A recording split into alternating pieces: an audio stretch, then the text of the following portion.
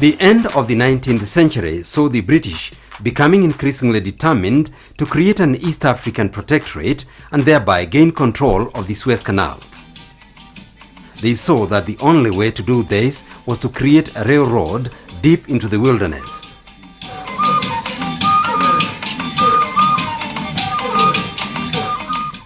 With some knowledge of the area provided by early explorers, they drew plans to penetrate Kenya with a railway line from Mombasa to the waters of Lake Victoria, the source of the Nile.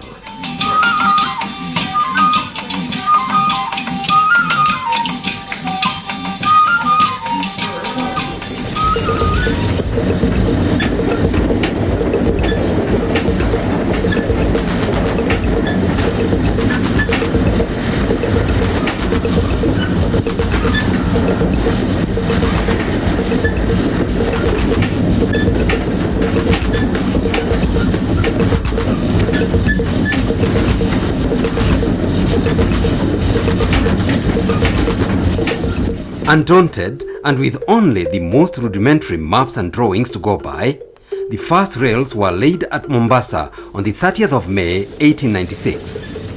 And so began the construction of the Lunatic Line.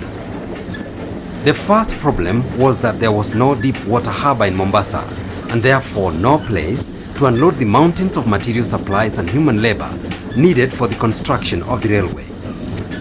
A rudimentary pier was constructed. 5 short kilometers from the starting point, the construction encountered the first of many obstacles in the form of Makupa Creek, the shallow stretch of water separating Mombasa Island from the mainland. 8 months were to elapse before the creek was crossed by a temporary bridge. On the mainland, the construction progressed quickly and reached the formidable Mazeras escarpment, over which the railway ascended 170 meters over a distance of 25 kilometers. This made it one of the steepest gradients of any railway anywhere. It still holds the record as the steepest climb in the Commonwealth.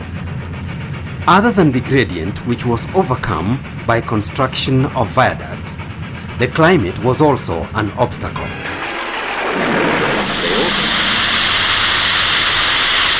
By December 1896, more than 500 workers lay in leaking hospital tents, immobilized by malaria, dysentery, tropical ulcers and pneumonia.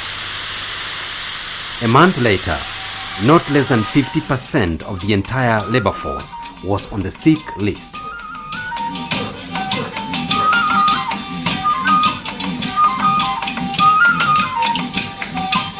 After Mazeras, the Taru Desert was relatively flat for the next 160 kilometers. Seen through a railway engineer's eyes, the Taru Desert at first appeared to offer no serious impediments to construction. But Taru was no lawn, but a dense forest of wire-bristoled man-high scrubbing brushes. The plate-laying section spent 3 months toiling across the thorn taking the railhead to Voi, and then disaster struck. The construction of the line was halted by man-eating lions in 1899, creating one of Africa's best-known adventure stories, the Man-Eaters of Savo. At Kima, 420 kilometers from Mombasa, the lions made their most audacious kill when in June 1900, the superintendent of police was dragged from his berth inside his private carriage and eaten. Eventually, the lions were killed, but 28 Indian workmen and an unknown number of Africans had been lost. On 24th May 1899, the railhead reached an unprepossessing swampy area at the foot of the Kikuyu escarpment that was level ground. This was at kilometer 526, and the constructors decided to take a break before the challenges ahead. The construction headquarters was moved from Mombasa to Waso and Nairobi, the Maasai expression meaning river of cold waters.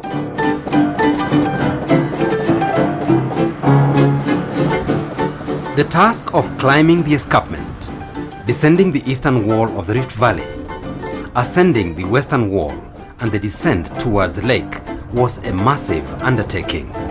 A temporary funicular railway to enable plate laying to be continued ahead while cuttings and viaducts were constructed in the Rift Valley had to be constructed.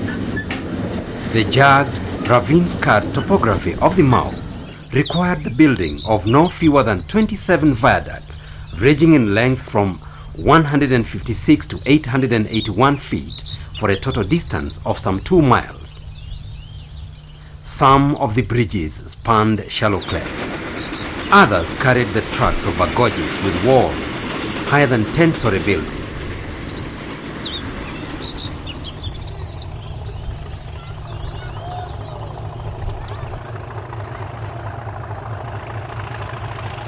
On cresting the Mau summit in January 1901, the railway reached its maximum elevation of 2,550 meters and the highest point of any railway in the British Empire.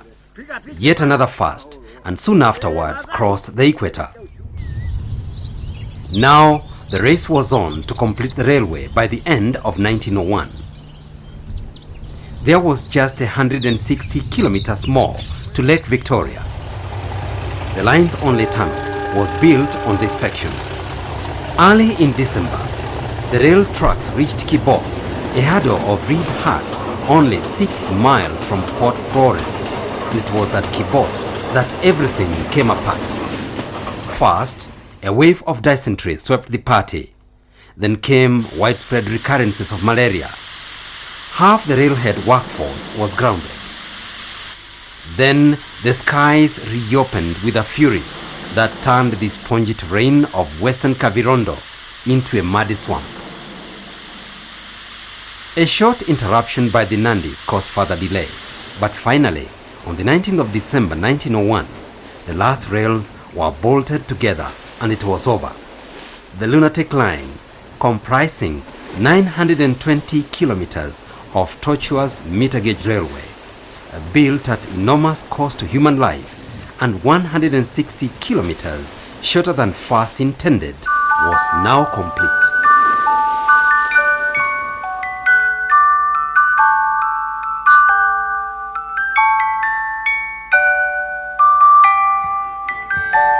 Afterwards, the Uganda border was shifted westwards to its present course in 1902.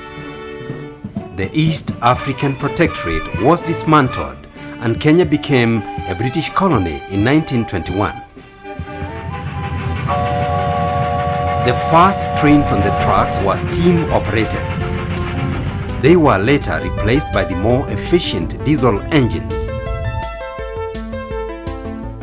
The construction of the lunatic line was not such a lunatic idea after all.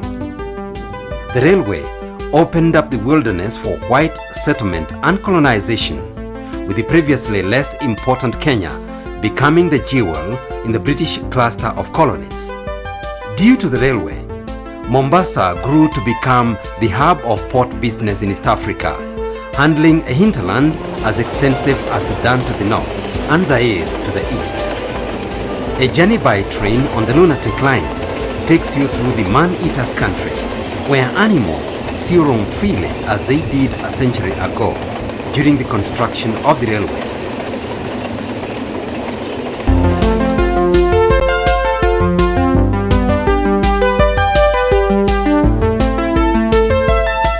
The unprepossessing swampy area that was Nairobi railway station has grown to become the capital city of Kenya and the center of business in Eastern Africa.